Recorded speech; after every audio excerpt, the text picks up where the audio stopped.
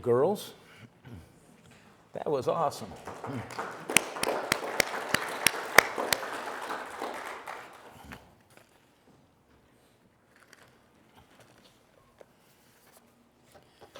We keep discovering new musical ability in our little family, and it's always those things like, well, who knew?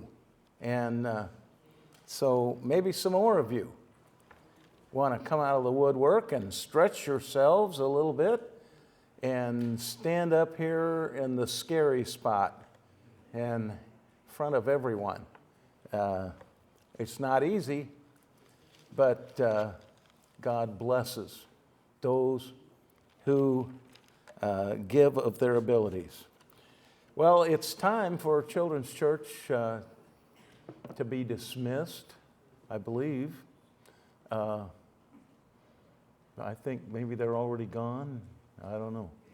Anyway, we're not having Children's Church. Oh, it's time for me to shut up. And, all right. We're in Exodus chapter 20 today. But before we get to Exodus chapter 20 and the Ten Commandments, we have to back up a little bit and remind ourselves of Exodus 19. Now, Exodus 19 and Exodus 20 are a package. They just go together. It's one setting. And we often isolate the Ten Commandments and kind of pull them out of their scriptural setting. And for many people, they imagine that God gave the Ten Commandments to Moses sitting on top of the mountain, and that Moses would come down with the Ten Commandments written on stone, and then the people would find out. But that's not at all the case. Now, when Moses wrote all this, and he did, he wrote the first 5 books of the Old Testament. When Moses wrote this, he didn't put any chapters in. And it was just one narrative all the way through. And so we have done a disservice by putting a chapter break between 19 and 20. It should maybe be all just 19. But however that may be, we need to remind ourselves of where we're at. So turn back to chapter 19, if you would. And in chapter 19, we come to the mountain of God. The mountain that God chose to put his presence on. The mountain that God chose to put the burning bush on. So that when God first spoke to Moses, this burning bush was right at the base of Mount Sinai. And now Moses has come back to Mount Sinai with all the children of Israel. And they have camped before the mountain. And we read in verse 3, Moses went up to God. That does not mean that Moses went up on the mountain. It means that the people were camped away from the base of Mount Sinai. But Moses went up to the mountain, and God called to him from the mountain. Verse 3 says, Moses went up to God, and Yahweh called to him from the mountain. So Yahweh is speaking to Moses, saying, this is what you shall say to the house of Jacob, and tell the sons of Israel, you yourselves have seen what I did to the Egyptians, and how I carried you on eagle's wings, and brought you to myself. Now, if you will indeed obey my voice, and keep my covenant, then you shall be my own possession among all the peoples. For all the earth is mine, and you shall be to me a kingdom of priests and a holy nation of king priests is the literal meaning of the Hebrew. Not kingdom, but king priests. Priests who are kings. And this was what God offered to the children of Israel if they would just obey him and keep his covenant. And God sent Moses to tell the elders of Israel about this offer. So, verse 8 then, or verse 7, Moses came and called the elders of the people and set before them all these words which Yahweh had commanded him. And then all the people answered together and said, all that Yahweh has spoken we will do. So we remind ourselves that the people were all on board. Yes, yes, yes. We will obey Yahweh. We will do all that he commands. Whatever he says, we will do it. And so Moses goes back and shares this with Yahweh. The people are on board. They're going to do it, Lord. And then Yahweh said to Moses, behold, I will come to you in a thick cloud, so that the people may hear when I speak with you, and may also trust in you forever. Now this will be fulfilled in chapter 20, and partly in chapter 19.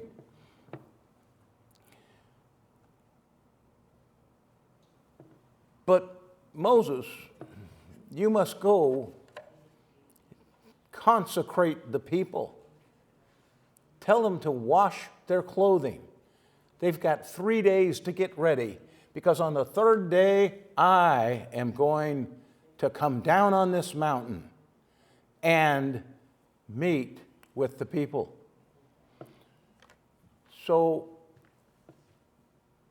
we are reminded that when Moses came to the burning bush, he didn't have time to take a bath or to wash his clothing. But God did say, take off your shoes. You are standing on holy ground. And the people have to get ready to be in the presence of Almighty God. Yahweh himself is going to be in their presence. They've got to be ready for that. They will be standing on holy ground. So Moses went to the people in verse 10.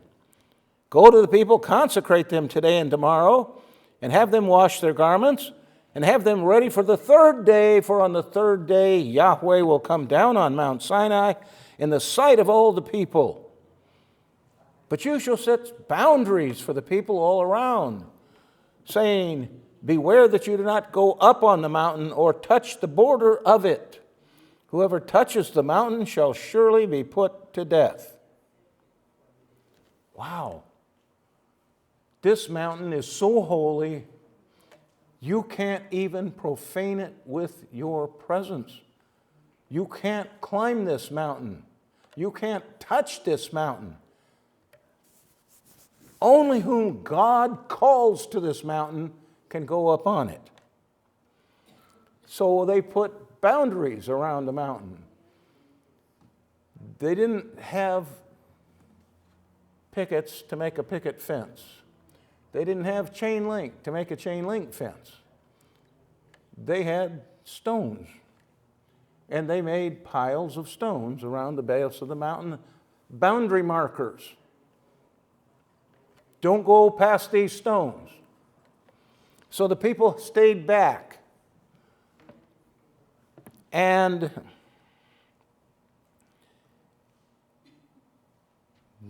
could not go to the mountain, could not touch the mountain.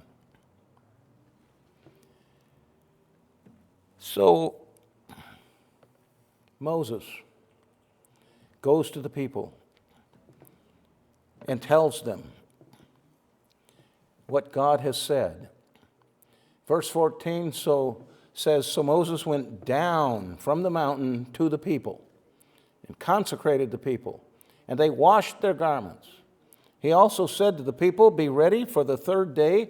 Do not go near a woman. So it came about on the third day, when it was morning, that there was thunder and lightning flashes, and a thick cloud over the mountain, and very loud trumpet sound. That's the shofar, the ram's horn. And all the people who were in the camp trembled. And Moses brought the people out of the camp to meet God, and they stood at the foot of the mountain. So Moses is with the people at the base of the mountain, actually at the boundary markers, because the people can't go past the boundary, and they are waiting on God. And verse 18 says, Mount Sinai was all in smoke, because Yahweh descended upon it in fire, and its smoke ascended like the smoke of a furnace, and the entire mountain quaked violently. When the sound of the trumpet grew louder and louder, Moses spoke, and God answered him with thunder. Then Yahweh came down on Mount Sinai to the top of the mountain, and Yahweh called Moses to the top of the mountain. So the people are all standing and watching, and they see this great phenomena. There's thunder, there's lightning, there's smoke covering the mountain. And Moses speaks to God, and God answers with thunder. And the mountain is shaking as an earthquake, and the people are shaking in fear. And God says to Moses from the cloud, and the people all hear God speak to Moses from the cloud, Come up to the top of the mountain.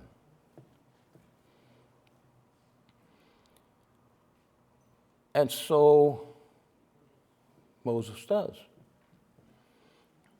And Moses gets up there to the top, and God says, go down and warn the people, so that they do not break through to the Lord to stare, and many of them perish. Also have the priests who approach the Lord consecrate themselves, or else Yahweh will break out against them. And Moses said to Yahweh, the people cannot come up to Mount Sinai, for you warned us, saying, set boundaries around it. Now, what God knew that Moses did not understand is that the people are all clinically stupid. They are all so stupid, God says, go down and warn them again. This people you're dealing with, Moses, they are not committed. So God and Moses have a little conversation. And in verse 24, God again says, go down and come up again. You'll come up later, but go down now. You and Aaron with you. But don't let the priests and the people break through to come to Yahweh, or he will break out against them. So Moses went down to the people and told them. So Moses is back down with the people at the base of the mountain. The mountain is covered with flame and smoke and trembling and a loud trumpet blast, and there's noise, there's thunder, there's lightning. All these phenomena are going on in front of the people. And Moses went up through all of that, protected by God in the same way that Shadrach, Meshach, and Abednego were protected in a fiery furnace. Didn't harm them a bit. Didn't harm Moses to go through this burning mountain and talk with God. And so Moses comes back down, and the people are looking at Moses like, whoa, who is this guy?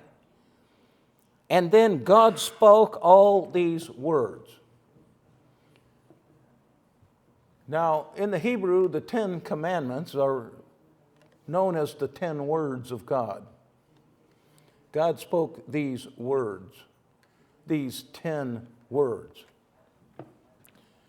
I am Yahweh, your God, who brought you out of the land of Egypt and out of the house of slavery. And why does God remind them of that again? They're living it. They knew that. Why does God remind them? I am the one that brought you out of Egypt. Because in about 10 chapters, they're going to have forgotten all about this. I am Yahweh your God. And then verse 3, we have the first commandment. Now the 10 commandments are broken up into two groups of 5. The first 5 commandments deal with man and his relationship with God.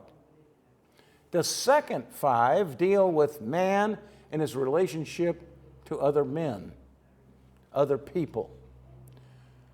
So the first 5 are the most important in the sense that this is our relationship with God. These are the things that we owe to God. So he says, verse 3, you shall have no other gods before me. Now the Hebrew word translated before can also be translated beyond. Many people believe from the choice of the translator's words, you shall have no other gods before me, that means if you're worshiping money more than you're worshiping God, then that's bad because you put money ahead of God. But that's not exactly the meaning. You shall have no other gods in addition to me is the real meaning. God is it. It is not like, well, it's okay to worship money as long as you worship God more. Don't put money before God. No, it's not okay to worship anything but God. That's the point. You shall have no other gods beyond me or in addition to me. I am your God. You will not worship money. You will not worship security. You will not worship fame. You will not worship anything but me. I am your God. And then the second word, you shall not make for yourself an idol. You shall not fashion with your own hands a god to worship. Idols are always in the form of something that the Maker has seen before. But no man has seen God at any time, because our God is invisible and immaterial. Our God is a spirit. And as such, there is nothing on this earth or in heaven or anywhere that represents God. You can't make a human form and worship it as God, because God is not of human origin. You can't make a fish and call it a god. You cannot make an animal and call it a god. You can't make a calf out of gold and call it a god. You can't form any idol or any likeness of what's in heaven above or on the earth beneath or in the water under the earth. You shall not worship them or serve them. God is speaking to the people. And Moses is there, and the people are hearing God speak to Moses.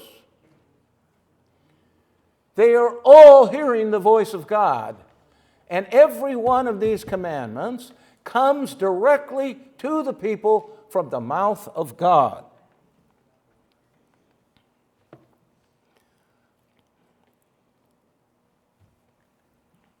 You shall not worship them nor serve them, for I, Yahweh your God, am a jealous God, inflicting the punishment of the fathers on the children, on the third and the fourth generations of those who hate me. You're on perilous ground if you hate God.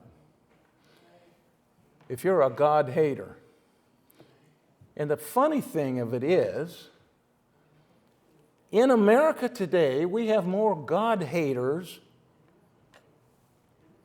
publicly, vociferously declaring there is no God, and if there was, I'd hate him anyway because God is wrong on everything.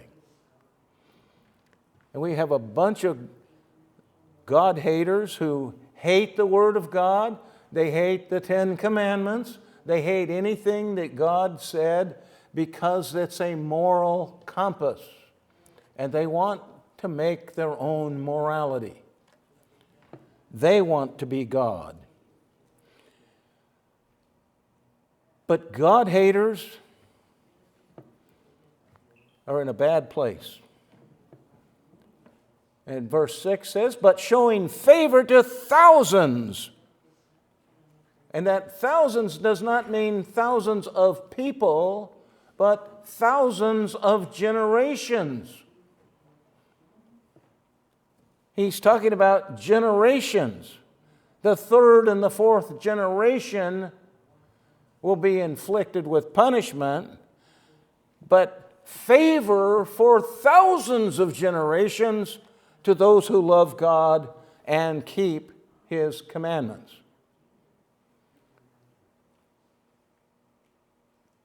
Why does God even have to say these things? Because we are a fallen people. The human race is a fallen, sinful group of people. And we automatically, our default setting is to sin. We choose automatically to go the sinful direction. If these things were not delineated by God, mankind would have no morality. Because all our morality comes from God and what He has revealed to us as right and wrong. So the third word or commandment comes in verse 7. You shall not take the name of Yahweh your God in vain, for Yahweh will not leave him unpunished who takes His name in vain. This does not merely mean don't use God's name in a curse, as a curse word.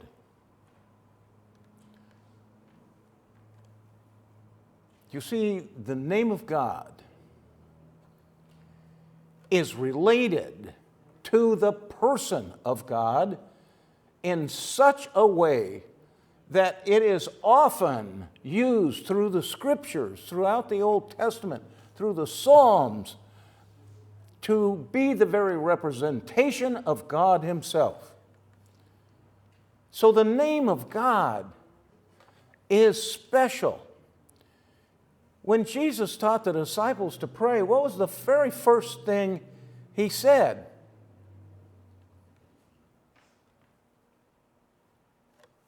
Hallowed be what?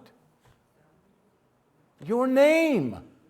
When you pray, and hallowed means reverence, revere.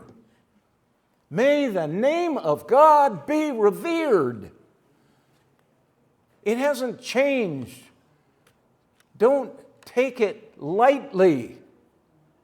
Don't take the name of God as a light matter in vain. The name of God and the person of God are so closely aligned that we cannot separate them.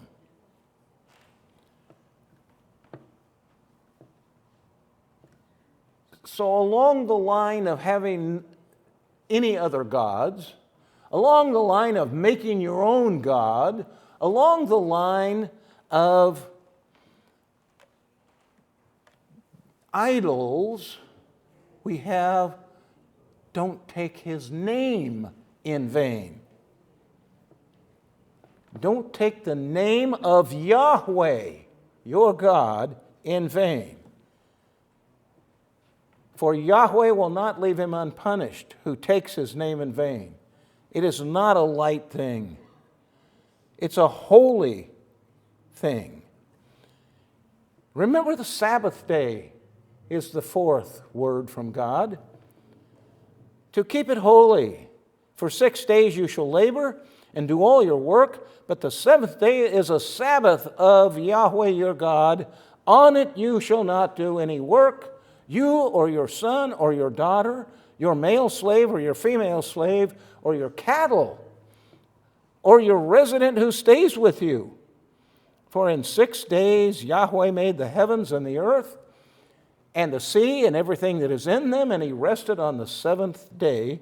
For that reason, Yahweh blessed the Sabbath day and made it holy. How is it that keeping the Sabbath is related to God? Because God invented the Sabbath. It was never man's idea. Man never said, "Oh, I'll quit making money for 1 day every week." If it was up to man and our greediness, in our greed, we would earn money every minute we could. We would keep building on that house that we're building to make it better and better and better. We will keep working until we die. That's human nature. But it was God who made the earth in 6 days. Not just the earth, but the entire universe. Everything was made in 6 days. The entire material universe. Everything made of matter, God did in 6 days and rested on the seventh. And then He made that an ordinance for us. To violate that ordinance, the people of God would be being disdainful to something that God invented, God produced. This is not a man thing, this is a God thing. So, in these commandments, Moses reminds the people, God reminds the people, the Sabbath day is important. This day of rest is important.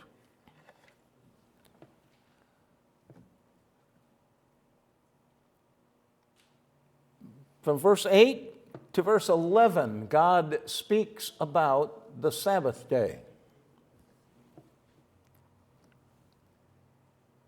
We think, oh, that's immaterial, that's not important. Verse 13 says, you shall not murder. We think that's important. God used one sentence and did not elaborate. Just don't do that. But the Sabbath is special to God. It's a principle. And it is special to God because it will be embodied in the person of Christ. We have rest for our souls in Christ. And the writer to Hebrews points out that the people who kept this Sabbath did not ever find rest for their souls.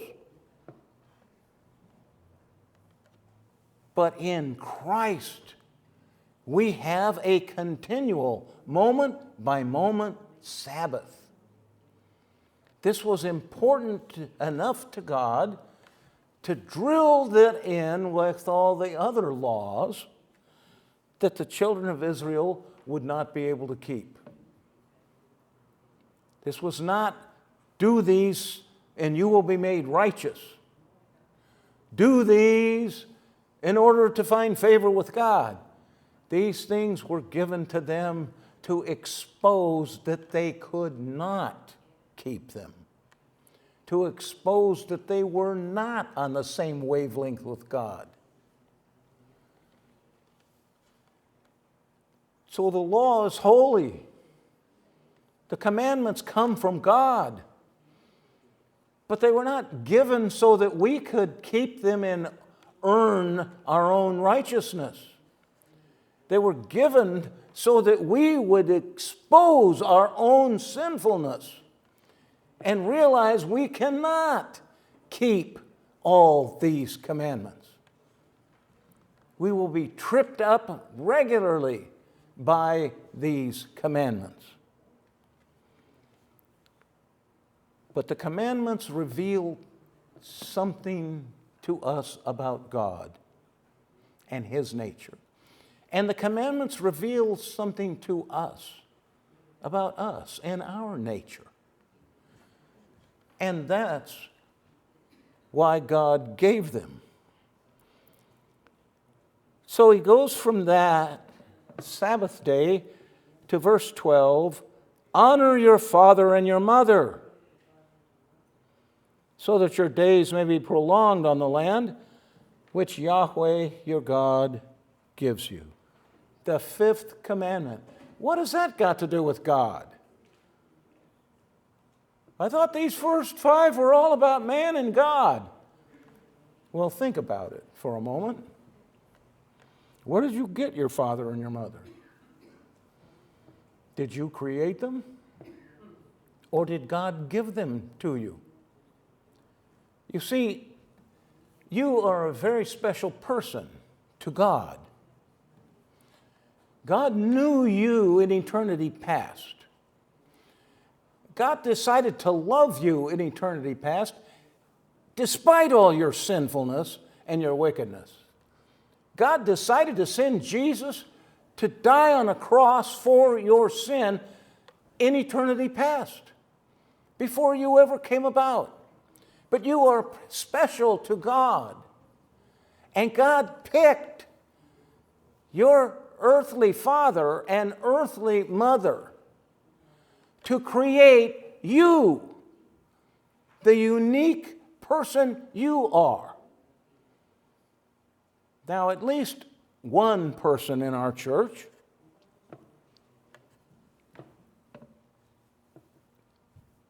had his birth parents reject him.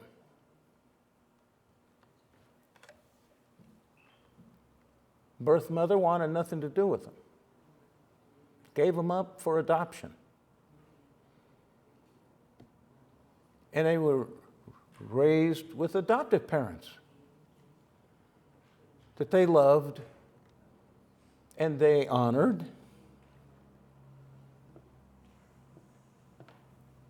But their natural parents are what God is talking about here. Don't honor the people that deserve to be honored. Honor the people God put together to create the unique you. Because that was God's choice. We don't get to choose our parents. God chose our parents. And to dishonor your father and your mother is to dishonor the God that chose the two people who would bring you into existence just the way He wanted you to be.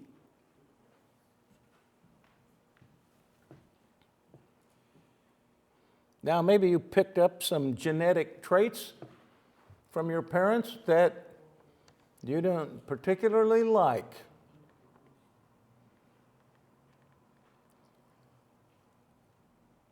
I always wanted to be skinny.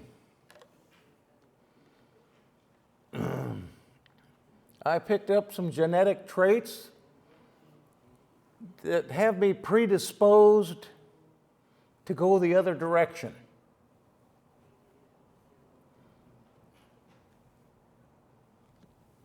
But God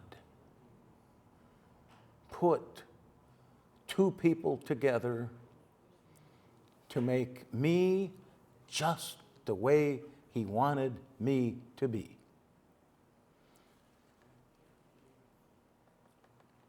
And we are continually sitting in judgment on what God has done.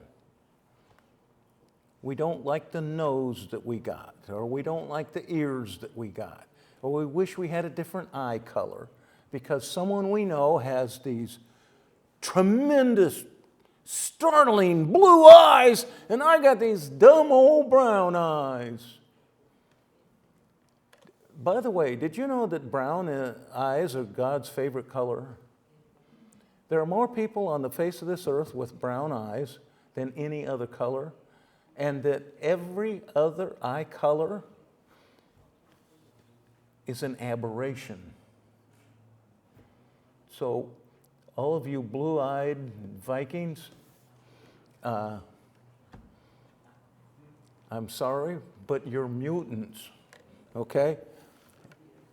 Brown-eyed, brown-haired, or black-haired people are more in abundance on this earth than any other kind. Apparently, God likes brown eyes and black hair more than anything else. And then a few of you mutated, you Europeans, mutated into blonde hair and blue eyes, and you're in the minority. But we always want what we aren't. We always want what we don't have, what somebody else has. God will deal with that in these commandments, by the way. So honor your father and your mother, and God puts a promise along with this, so that your days may be prolonged on the land which the Yahweh your God gives you. Now, this is not a general promise to the whole world. This was a general promise to Israel. The land has to do with Israel. God gave them a promised land. America is not the promised land. The land of Israel is the promised land. The land of Canaan was what God promised the Israelites. And He promised them, honor your father and your mother, so that your days may be prolonged on the land which Yahweh your God gives you. So keeping that in its proper context, that was a promise to these Jews. But it's the only command that comes with a promise for doing it. So those 5 commandments deal with our relationship with God. I'm going to take the other 5 next week. And we'll talk about man's relationship to man next week. And I'm waxing too eloquent. And we have communion now. And so we're going to pause with honoring our father and our mother, because the bottom line is we want to honor God. So we're going to have our elders come.